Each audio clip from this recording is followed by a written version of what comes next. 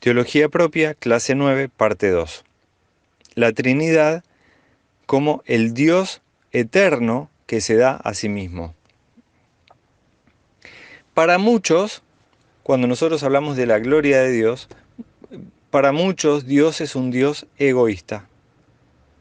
Porque aunque la mayoría nunca lo diría con esas palabras, nosotros entendemos que el propósito de toda la existencia es glorificar a Dios, y esto también lo dijimos en otra clase anterior cuando hablamos de la gloria de Dios. De hecho, se dice que el existencialista francés Jean-Paul Sartre comentó que si hay un Dios, el propósito del universo debería ser glorificarlo. Los credos, los catecismos cristianos, como la Confesión de Westminster, una confesión de fe reformada, son igualmente claros. Dios creó el universo y al hombre para su gloria. Y eso es cierto.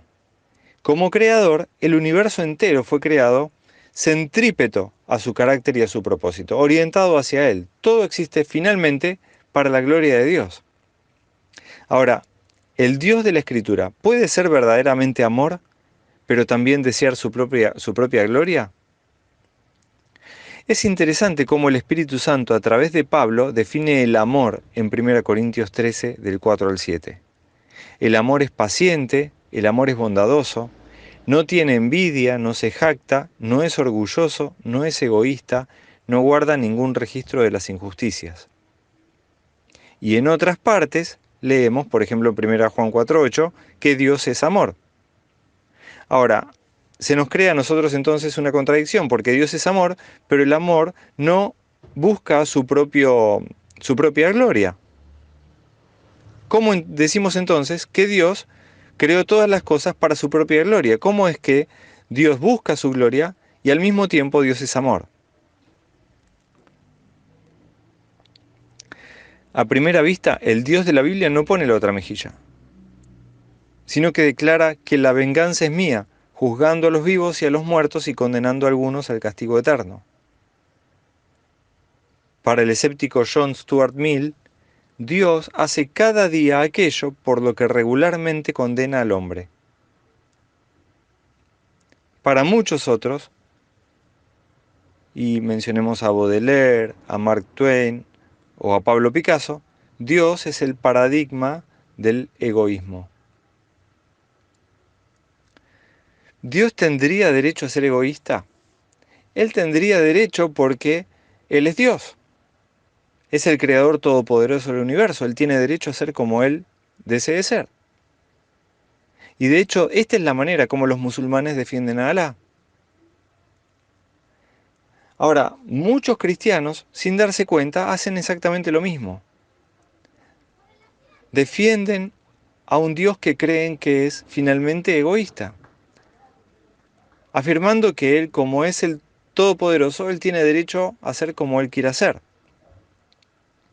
Pero para el cristiano hay una contradicción fundamental. Mientras que el Creador puede merecer toda la gloria, ¿cómo puede el Dios de amor codiciar su propia gloria?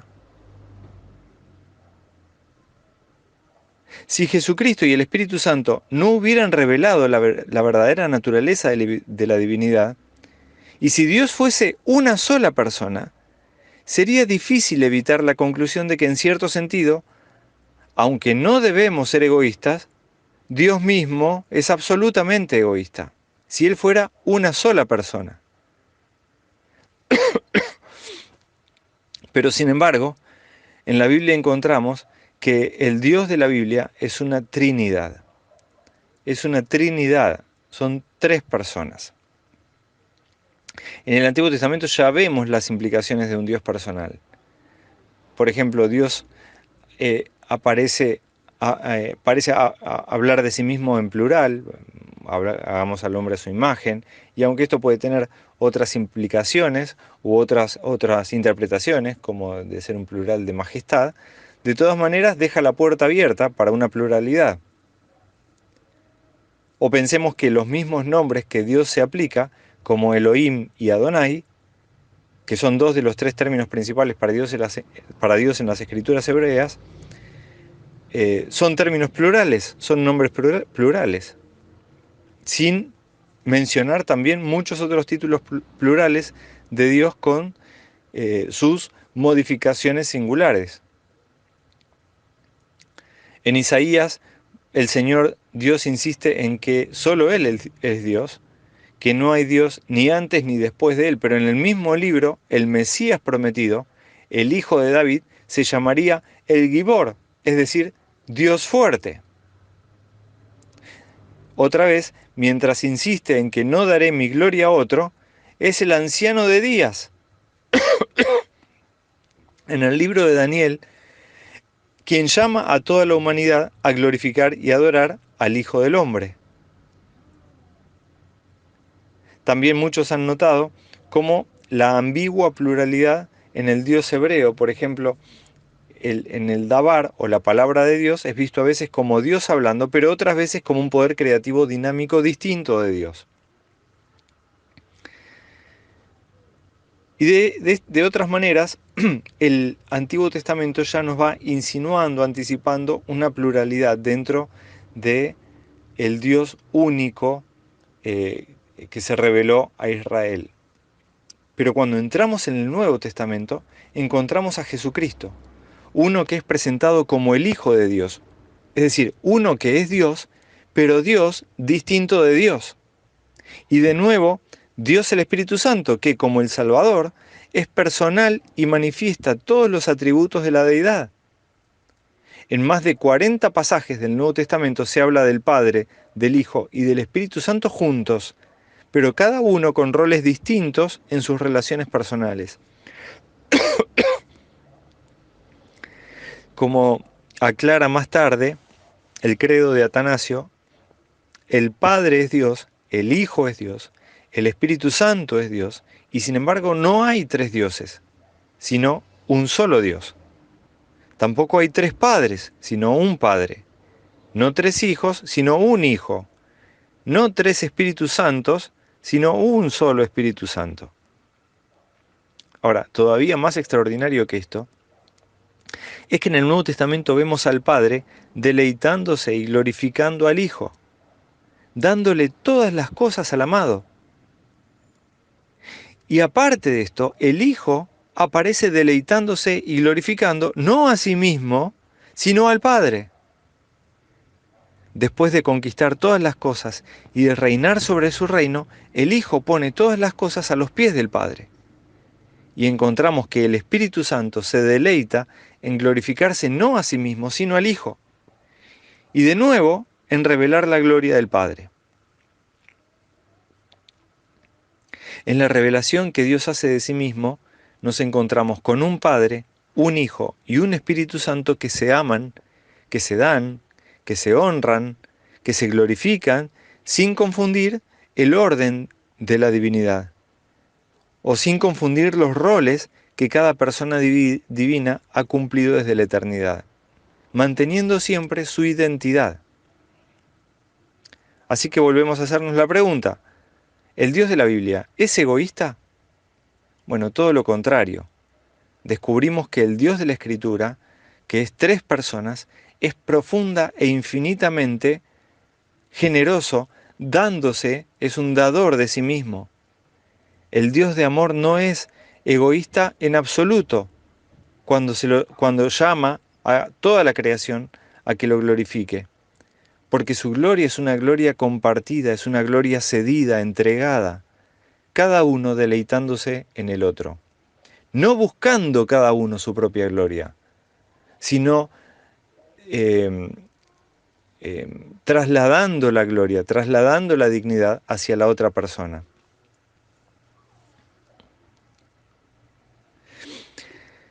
La propia revelación de Dios como Santísima Trinidad es notablemente única.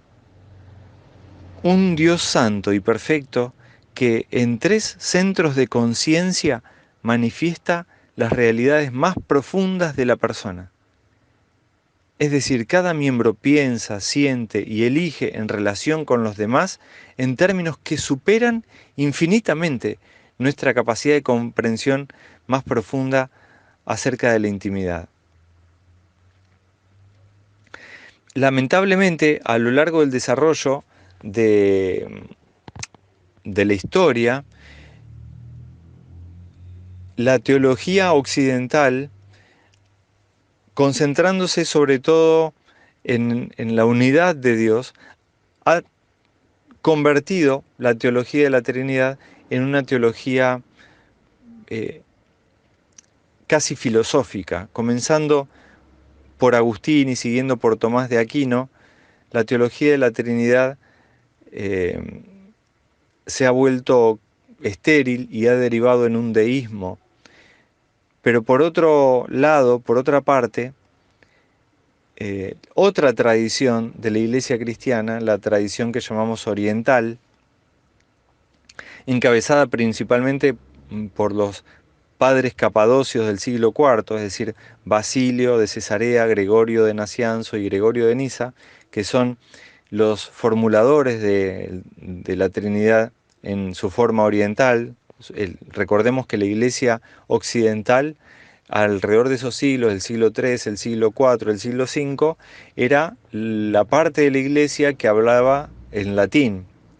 Todavía estamos dentro del Imperio Romano en esta época, el latín es el idioma oficial, pero antes del Imperio Romano, esta civilización había sido ocupada por el Imperio Capadocio, por el Imperio griego, que extendió el idioma griego.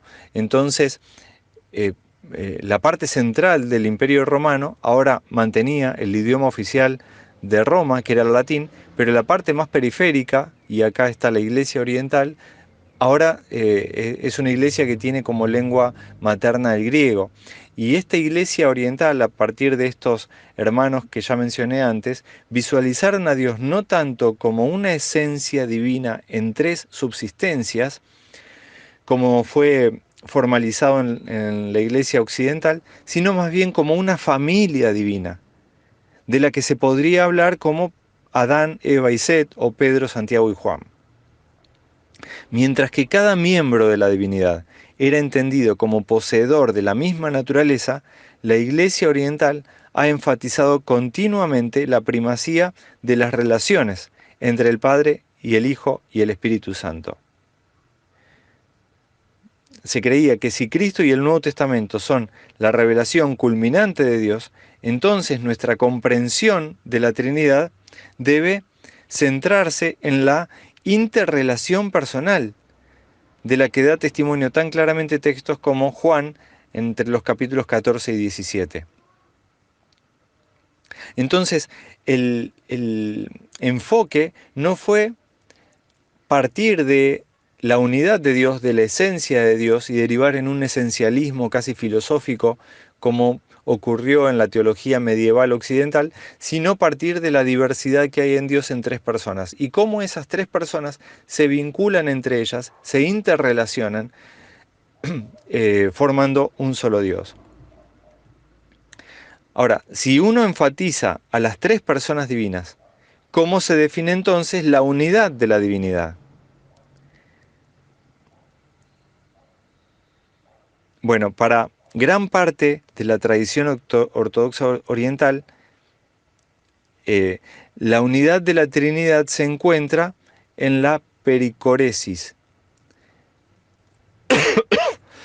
Ya lo mencioné antes, pericoresis o perijoresis, que es la compenetración, la habitación interior de cada persona divina en la otra.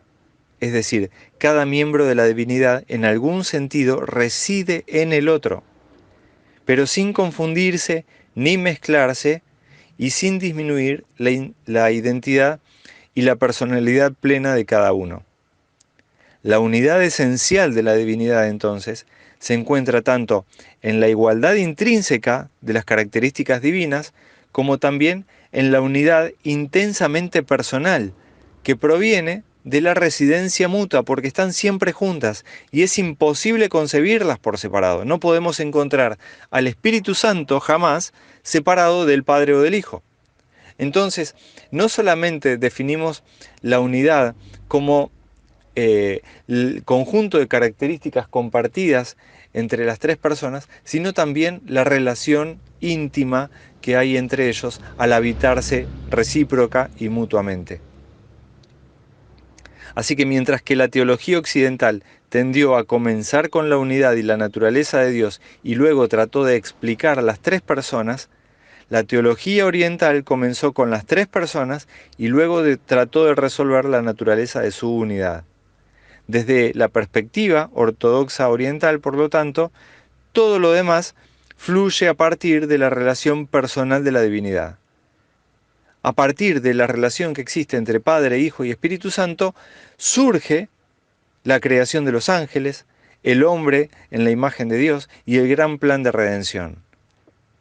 Todo para que los seres finitos puedan entrar en la comunión gozosa de la Santísima Trinidad. Dicho de otra manera, la creación y la salvación comienzan y terminan con la entrega de Dios, tanto internamente, es decir, cada uno al otro dentro de la divinidad, como externamente, el Dios Trino para toda la creación. Y así, en el sentido más profundo como Trinidad, y finalmente solo como Trinidad, Dios es amor. ¿Por qué? Porque el amor forma parte de las relaciones eternas que hay entre el Padre y el Hijo. ¿Por qué surge todo el universo? ¿Por qué hay algo en vez de nada? ¿Por qué hay una creación? Surge como un desbordamiento del amor. El exceso de amor, el desbordamiento de amor que se derrama desde la Trinidad hacia el exterior. Entonces Dios, manifestando el amor hacia el exterior, da origen a la creación.